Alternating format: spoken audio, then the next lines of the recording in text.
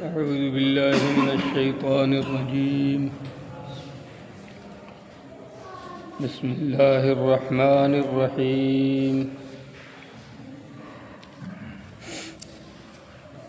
ألف لام ميم. ذلك الكتاب لا ريب فيه هدى للمتقين الذين يؤمنون بالغيب ويقيمون الصلاة ومما رزقناهم ينفقون والذين يؤمنون بما أنزل إليك وما أنزل من قبلك وبالآخرة هم يوقنون أولئك على هدى من ربهم وأولئك هم المفلحون. صدق الله العظيم. یہ جو سورہ ہے، اس سورہ کا نام سورہ بقرہ ہے۔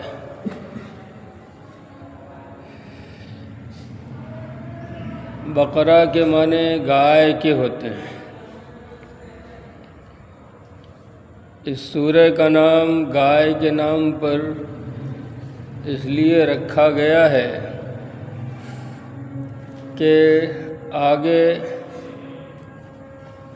اسی پہلے پارے میں ایک قصہ آئے گا جس کے اندر اللہ رب العزت نے گائے ذبح کرنے کا حکم دیا ہے، اور وہ قصہ بھی کچھ عجیب سا ہے۔ پھر اس قصے سے کچھ سبق بھی ملتا ہے، تو وہ باتیں اپنی جگہ پہ آئیں گی۔ خلاصہ یہ کہ اس سورہ میں چونکہ گائے کے ذبح کرنے کا ذکر آیا ہے، اس لیے اسی نسبت سے اس سورہ کا نام سورہ بقرہ رکھا گیا ہے۔ باقی اس سورہ کی بڑی فضیلت آئی ہے۔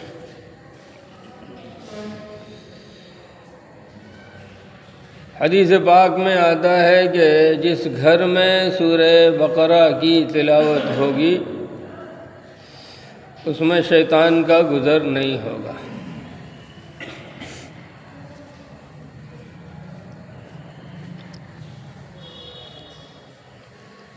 یہ سورہ مدنی ہے، یعنی ہجرت کے بعد نازل ہوئی ہے، اور اس کو اللہ رب العزت نے شروع کیا ہے الف لام میم سے۔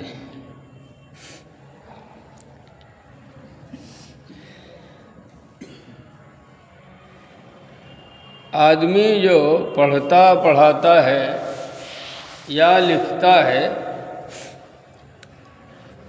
لکھنے میں جو یا پڑھنے میں جو حروف استعمال ہوتے ہیں الگ الگ،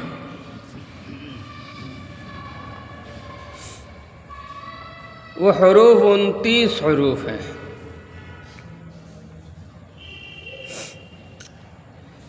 اور انہی حروف کو ایک دوسرے سے جوڑا جائے تو لفظ بنتا ہے جس کے معنی ہوتے ہیں۔ مثلا قلم ہے تو اس میں قاف لام میم 3 چیزیں ہیں۔ کتاب ہے تو اس میں کاف ہے، تا ہے، الف ہے اور با ہے، ان سب کو جوڑیں گے تو کتاب بنے گی۔ اب یہ جو الف با تا سا وغیرہ ہیں، یہ حروف کے نام ہیں الگ الگ۔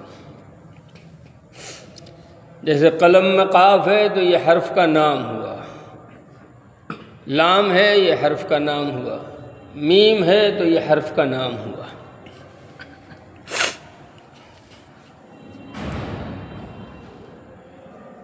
اب یہاں الف لام میم تو صرف حرفوں کے نام بتائے جائیں۔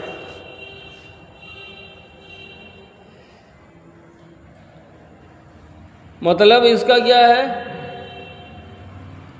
علماء نے مفسرین نے خیالی گھوڑے خوب دوڑائے کہ الف کا مطلب یہ ہوگا اور لام کا مطلب یہ ہوگا اور میم کا مطلب یہ ہوگا، لیکن حقیقی اور سچی طرح سے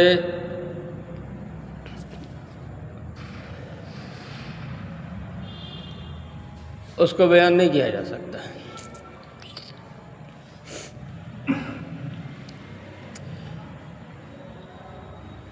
اللہ رب العزت نے اس میں صرف حروف کے نام استعمال کیے ہیں، اور اللہ کے رسول حضور اکرم جناب محمد رسول اللہ صلی اللہ علیہ وسلم نے بھی اس کا یقینی کوئی مطلب بیان نہیں فرمایا ہے۔ تو اب اور کسی کے اوپر وحی تو نہیں اترے گی کہ اپنی طبیعت سے اپنی مرضی سے کوئی اور مطلب بیان کر دے۔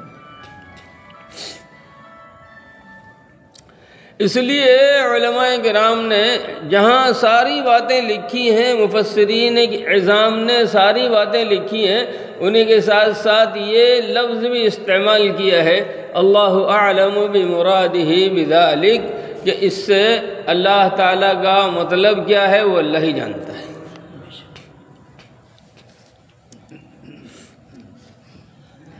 ایک بات اور سمجھیے کہ قرآن کریم اترا عرب میں،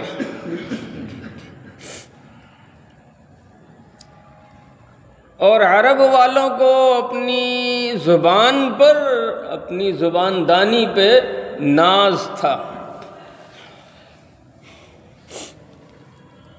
یعنی پوری دنیا کے بارے میں اگر آپ بولو تو پوری دنیا کو دو حصے میں بانٹا جائے گا، ایک کو بولیں گے عرب، دوسرے کو بولیں گے عجم۔ جو عرب ہے وہ عرب ہے، اور عرب کے علاوہ جتنا بھی ہے وہ سب عجم ہے۔ عجم کے معنی جانتے ہیں آپ؟ نہیں، عجم کے معنی آتے ہیں گونگے۔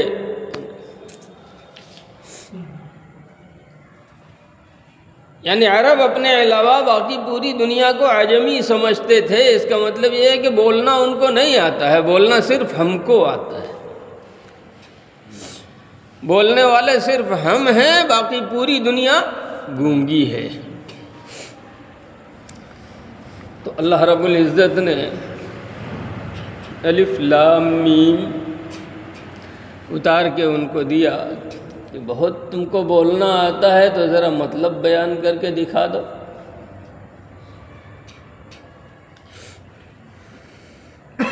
اچھا وہی نہیں، اور بھی قرآن کریم آگے جو لفظ استعمال فرمایا اللہ رب العزت نے، فرمایا ذالک الکتاب لا ریب فیہ،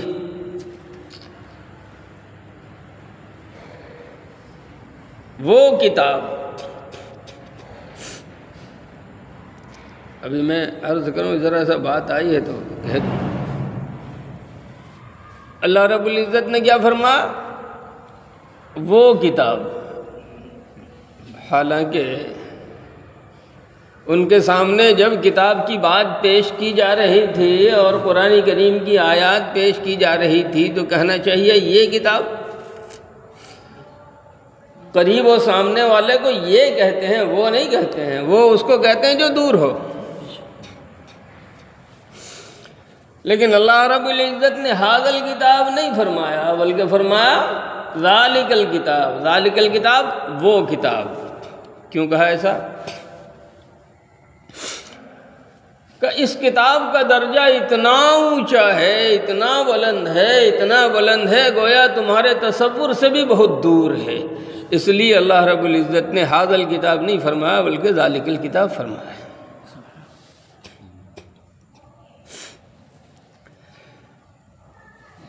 لا ریب فیہ، اس کے اندر کوئی شک نہیں ہے۔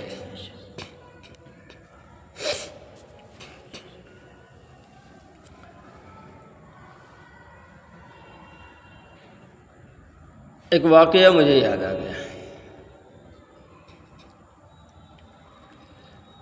یورپ کا ایک شخص اسلام کا بڑا گڈر دشمن،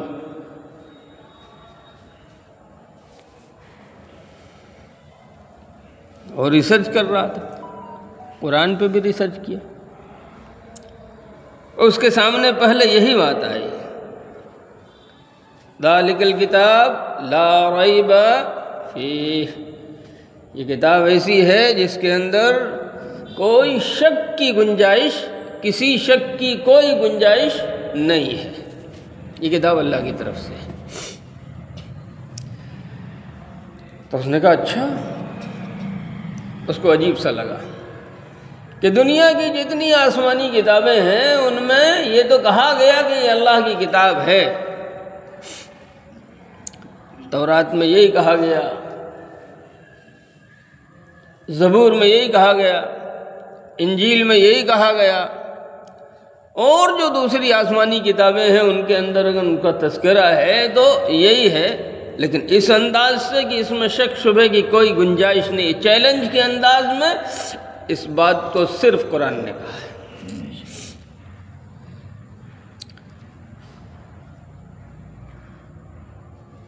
اب اس نے تحقیق کرنا شروع کی۔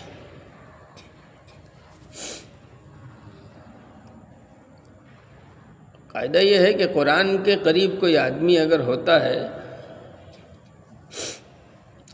تو قرآن اس کو جکڑ لیتا ہے۔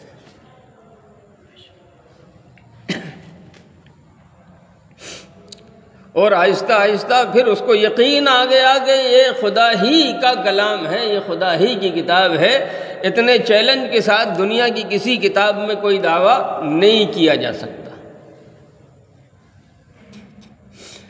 اور جب یہ بات طے ہو گئی کہ خدا ہی کی کتاب ہے تو پھر اس کے اوپر ایمان نہ لانا یہ گھاٹے کا سودا ہے۔ جب خدا کی کتاب ہے تو مانو۔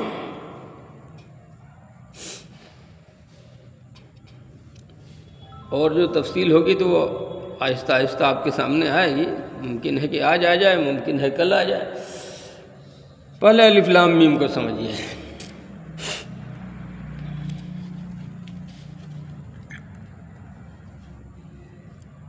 یہودیوں کے سامنے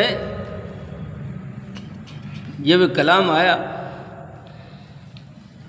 الف لام میم، تو ابجد کے قاعدے سے تمام حروف کے نمبر مقرر کر دیے ہیں لوگوں نے۔ الف کا نمبر 1 ہے، لام کا نمبر 30 ہے، اور میم کا نمبر 40 ہے ابجد کے لحاظ سے، اور غین کا نمبر 1000 ہے۔ پہلے 1 2 9 10، پھر اس کے بعد 20 30 80 90 100 200 300 500 1000، اس طریقے سے نمبر مقرر ہے۔ تو ان کے سامنے جب آئی تو انہوں نے کہا کہ الف کا نمبر 1، لام کا نمبر 30 اور میم کا نمبر 40، اس کا مطلب جس دین کی عمر کل 71 ہی سال ہو تو 71 سال رہے گا، پھر وہ مرحوم ہو جائے گا، تو ہم اس دین کو کیا مانیں؟ آپ صلی اللہ علیہ وسلم مسکرائے۔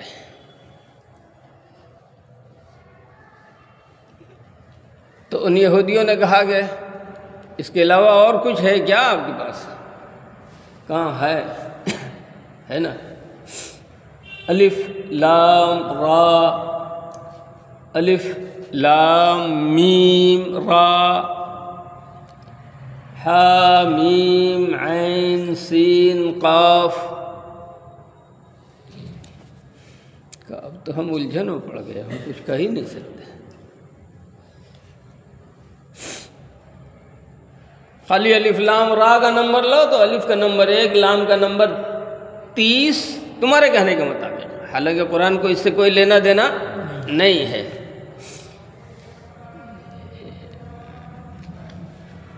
قرآن جو ہے کوئی میجک دکھانے نہیں آیا ہے، قرآن تو ہدایت کا پیغام لے کے آیا ہے۔ لیکن تم اگر کہتے ہو تو تمہارے ہی مطابق الف کا نمبر 1، لام کا نمبر 30 اور را کا نمبر 200، تو 231 ادھر ہو گئے، ابھی تو تم 71 ہی میں پڑے ہوئے تھے۔ اور اگر الف لام میم را ان کو بھی جوڑو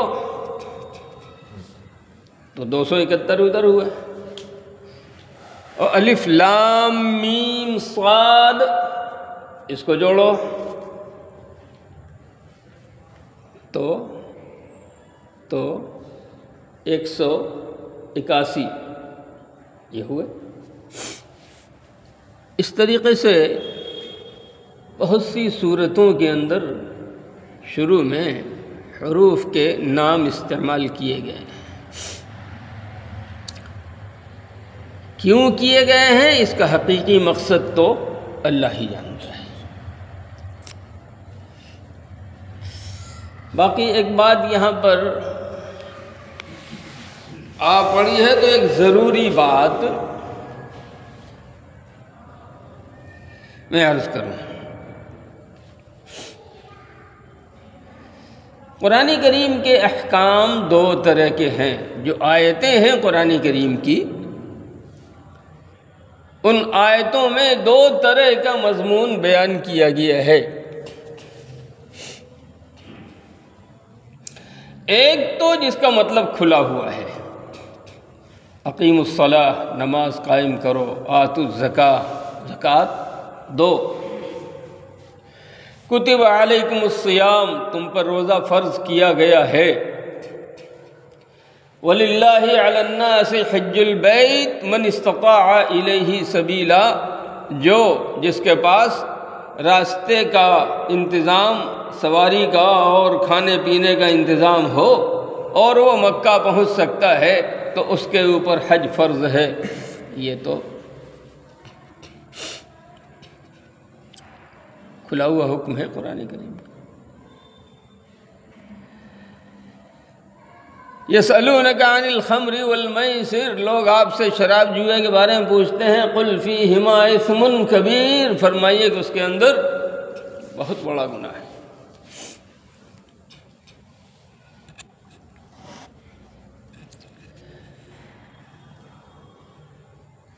انما الخمر والمیسر والانصاب والازلام رجس من عمل الشیطان فاجتنبوه لعلکم تفلحون۔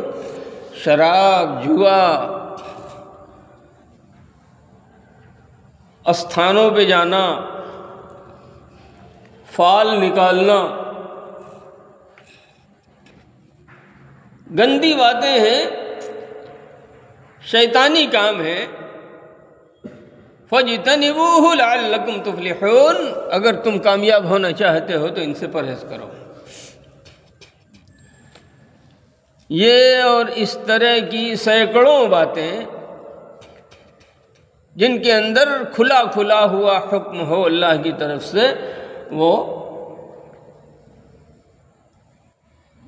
محکم آیتیں کہلاتی ہیں۔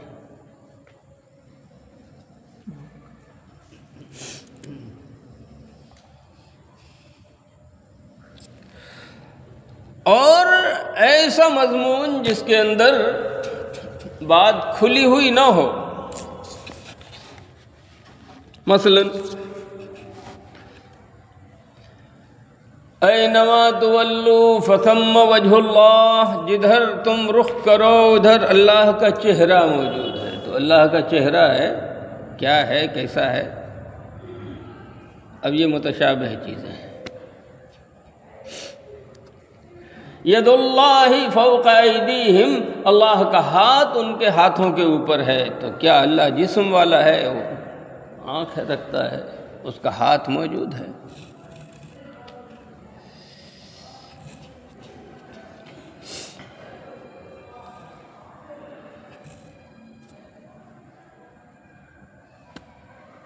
الرحمن علی العرش استوى، رحمان عرش پر جا کے بیٹھا۔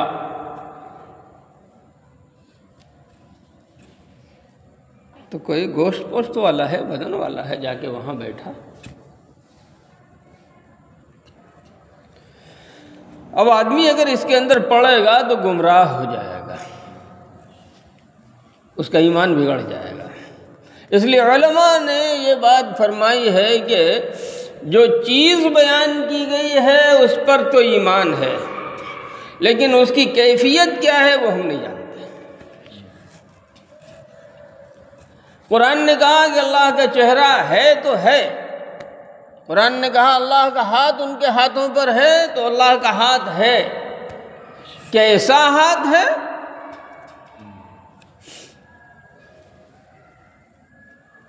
کیونکہ اللہ تعالیٰ جسم کے اندر محدود تو ہے نہیں، جسم والا تو ہے نہیں۔ یہ اور اس طرح کی جو دوسری آیتیں ہیں درجنوں، وہ متشابہات کہلاتی ہیں۔ یہ الف لام میم بھی انہی متشابہات میں شامل ہے۔ اب قرآن کریم کا حکم سنو، فیہ آیات محکمات ہن ام الکتاب واخر متشابہات۔ اس قرآن کے اندر بہت کلیئر کٹ، جس کو اپنی زبان میں بولتے ہیں، بہت مضبوط قسم کی آیتیں ہیں۔ ہن ام الکتاب، اصل کتاب وہی ہے، وَأُخَرُ متشابہات، اور دوسری آیتیں ہیں وہ متشابہات ہیں۔ فَأَمَّا الَّذِينَ فِي قُلُوبِهِمْ زَيْغٌ، جن کے دلوں کے اندر ٹیڑھا پن ہوتا ہے، فَيَتَّبِعُونَ مَا تَشَابَهَ، وہ متشابہات کے پیچھے پڑتے ہیں، ابتغاء الفتنة وابتغاء تاویلہ، فتنہ تلاش کرنے کے لیے اور منمانا مطلب بیان کرنے کے لیے۔ وَمَا يَعْلَمُ تَأْوِيلُهُ إِلَّا اللَّهُ، اور اس کا حقیقی مطلب اللہ ہی جانتا ہے۔ یہ جو متشابہ آیتیں اللہ پاک نے قرآن کریم کے اندر بیان فرمائی ہیں، ان متشابہ آیتوں کا صحیح اور سچا مضمون اور مطلب کیا ہے، یہ اللہ کو ہی معلوم۔ والراسخون فی العلم یقولون آمنا بہ، اور جو علم کے اندر بڑے پکے ہوتے ہیں وہ کہتے ہیں پروردگارا ہم تمام باتوں پر ایمان لائے، کل من عند ربنا، سب ہمارے رب کا ہے۔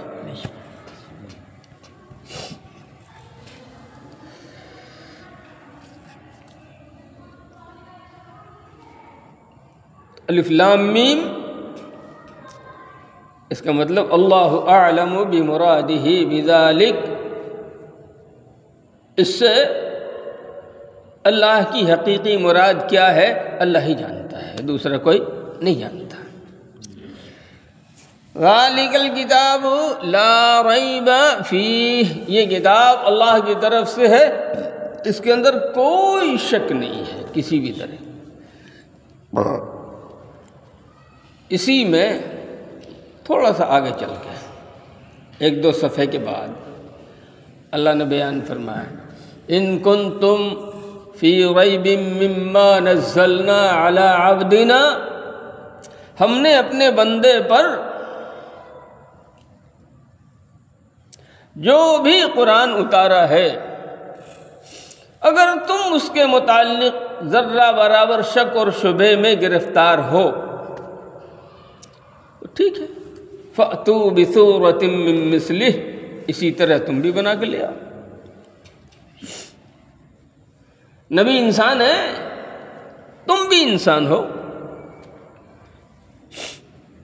نبی بنا سکتے ہیں۔ اچھا تم ان کو نبی نہیں مانتے، نبی مان لو تو جھگڑا ختم۔ ان کے اوپر جو کلام آسمان سے اتر رہا ہے اس کو اللہ کا کلام مان لو، جھگڑا ختم۔ لیکن تم ان کو نبی ماننے کو تیار نہیں، تم ان کے اوپر نازل ہونے والے کلام کو اللہ کا کلام ماننے کے لیے تیار نہیں، تو ٹھیک ہے، انسان ہونے میں برابر ہوگا۔ یہ بھی انسان ہے، تم بھی انسان ہو، اور تم کو اپنی زبان پہ ناز بہت ہے، تم کہتے ہو کہ ہم ہی بولنا جانتے ہیں ایک سے ایک، تو ٹھیک ہے، تمہارے لیے کیا مشکل ہے، اسی طرح کا دوسرا کلام بنا کے لیا۔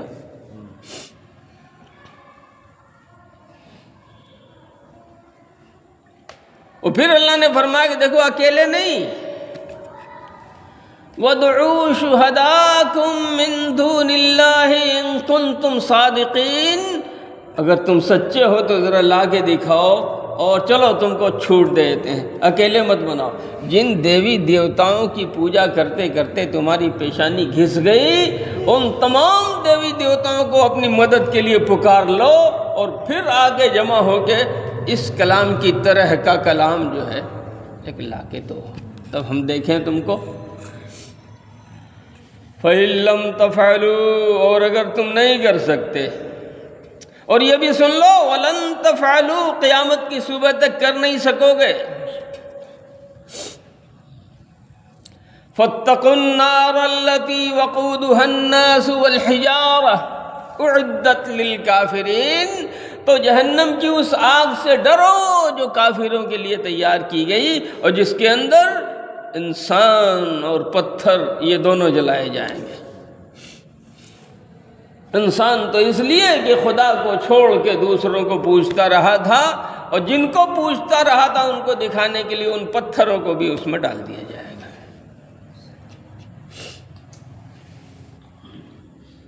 اعدت للکافرین، وہ انکار کرنے والوں کے لیے جو اپنے رب کا انکار کرتے ہیں، ان کے لیے وہ جہنم کی آگ تیار کی گئی ہے۔ تو چیلنج دیا قرآن نے، اور الحمدللہ 1450 سال گزر گئے، یہ چیلنج جوں کا توں ہے۔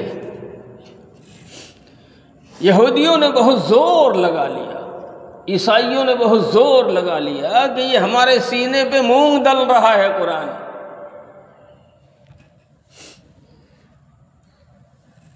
مگر کوئی جواب نہیں بنا، آج تک نہیں بنا۔ ایک واقعہ دیکھا تھا، ایک آدمی بہت بڑا شاعر تھا، بہت بڑا شاعر تھا، لوگ اس کے پاس جاتے، ذرا ایسا لکھ دیجئے، وہ بیٹھتا، قلم اٹھاتا، وہ لکھتا چلا جاتا اشعار میں۔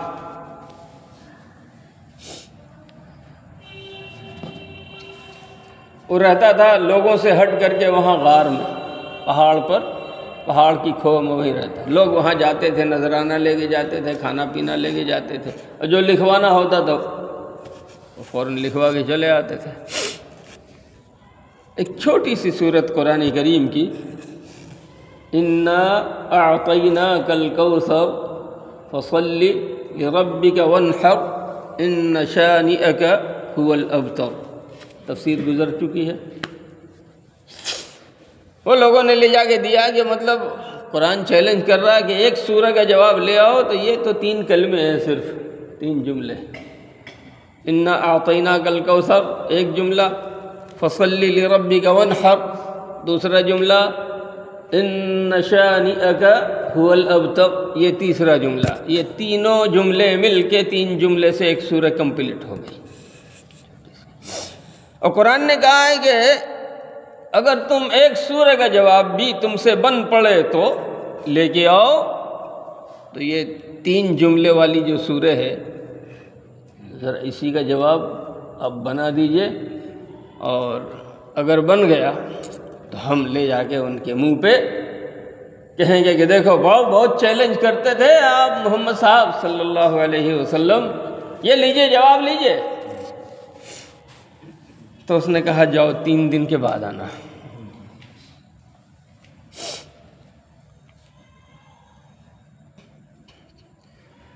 3 دن کے بعد بڑے خوش سارے لوگ گئے کہ اب تو جائیں گے اور یوں جواب اٹھا کے لے کے چلے آئیں گے، لیکن جب وہاں گئے تو دیکھا کہ آنکھیں لال ہیں اس کی، اور پورے غار میں پھٹے ہوئے کاغذوں کا ڈھیر بکھرا ہوا ہے، اور عجیب سی کیفیت میں ہے، بالکل سر کے بال بکھرے ہوئے اور آنکھیں سرخ سرخ۔ تو لوگوں نے کہا کہ ہم بڑی امید لے کے آئے ہیں، امید ہے کہ جواب ہو گیا ہوگا، کہ بجاؤ اپنا کام کرو، یہ لو یہ جواب ہے۔ یہ چھوٹا سا ٹکڑا کاغذ کا اس نے دیا کہ یہی جواب ہے، اس سے آگے اور کوئی جواب نہیں بن سکتا۔ تو اس جواب میں کیا تھا، لوگوں نے دیکھا تو سر پیٹ لیا۔ اس جواب میں لکھا تھا ما ھذا کلام البشر، یہ انسان کا کلام نہیں ہو سکتا۔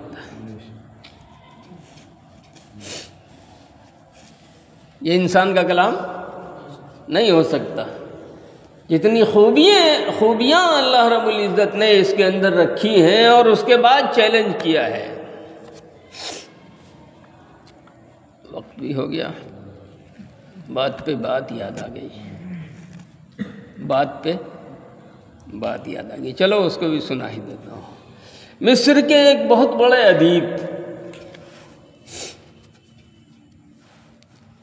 ادیب مطلب رائٹر، اور وہ لوگ جب لکھتے ہیں تو پوری دنیا پڑھتی ہے، بڑے بڑے اسکالر پڑھتے ہیں اس کو۔ ان کا اٹھنا بیٹھنا جن لوگوں کے ساتھ تھا ان میں سے کچھ ایسے بھی تھے جو خدا کو نہیں مانتے،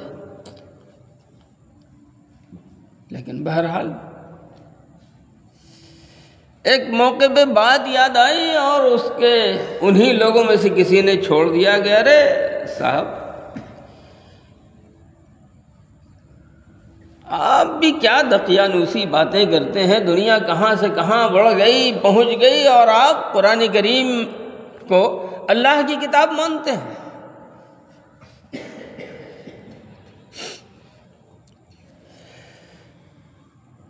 تو وہ ادیب صاحب لکھتے ہیں کہ میں تو کچھ جواب نہیں دے سکا، کیوں ان کو ان کے لیول سے جواب چاہیے تھا۔ ایک بات میرے ذہن میں آئی، ہم نے کہا کہ ٹھیک ہے، اللہ نے قرآن کریم میں کہا کہ ہم نے جہنم بنائی ہے، اور اس جہنم کی لمبائی چوڑائی بہت، آپ کو جہنم بہت بڑی ہے، جہنم بہت بڑی ہے، جہنم بہت بڑی ہے۔ اب اس کے متعلق ذرا سا، آپ لوگ ادیب ہیں، رائٹر ہیں، کوئی جملہ بنا کے دیجئے، ایک آدھ جملہ۔ عربی کا قاعدہ کیا ہے؟ ان جہنم لوسیعۃ جدا، بے شک جہنم بہت زیادہ کشادہ ہے۔ ان جہنم لفسیحۃ جدا، جہنم بہت بڑی ہے، اور لگائیے زور، بنائیے۔ تو ان لوگوں نے 10-12 جملہ بنا کر کے دیا عربی کا، یعنی تھیلی میں جتنا تھا نکال دیا، آگے کچھ نہیں، کہ بس اور کچھ دیکھیے، ذرا زور لگائیے، اگر ہو تو ٹائم دیتے ہیں، کوئی اور جملہ بنا کے لائیے کہ نہیں بھائی اب نہیں ہو سکے گا، جتنا ہے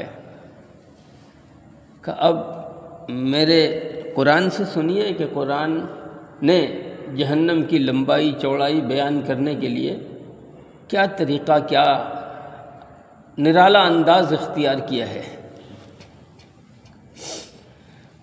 تو غور سے سننے لگے، انہوں نے قرآن کریم کی ایک آیت پڑھی، یوم نقول، سورہ قاف کی آیت ہے، یوم نقول لجہنم هل امتلأت۔ اللہ پاک فرماتے ہیں کہ وہ دن ہوگا قیامت کا، میں جہنم سے پوچھوں گا کیا تیرا پیٹ بھر گیا؟ سب کو ڈال رہے ہیں، سارے مشرک، کافر، بے ایمان، مسلمانوں کے گنہگار، اور سب دیتے جا رہے ہیں، اور اس کے بعد پوچھیں گے کہ هل امتلأت، کیا تیرا پیٹ بھر گیا؟ تو جہنم جواب دے گی وتقول هل من مزید، اور ہے تو لائیے نا۔ یعنی اس کی کشادگی بیان ہو ہی نہیں سکتی، اللہ نے جن الفاظ میں بیان فرمایا، اب چاہے اس سے 10 گنی بڑی کشادگی بیان کرو تو بھی اللہ کا جو انداز ہے بیان کرنے کا اس کا جواب نہیں بن سکتا۔ تو زبان والے تھے سارے لوگ، جاننے والے تھے، جاہل نہیں تھے، تسلیم کر لیا کہ ہاں قرآن انسان کا کلام نہیں ہو سکتا، قرآن انسان کا کلام نہیں ہو سکتا۔ یہاں سورہ بقرہ میں پہلے موقع پہ اللہ نے ارشاد فرمایا ذالک الکتاب لا ریب فیہ، یہ کتاب ہے اس کے اللہ کی طرف سے ہونے میں کوئی شک نہیں۔ باقی باتیں انشاءاللہ کل ہوں گے۔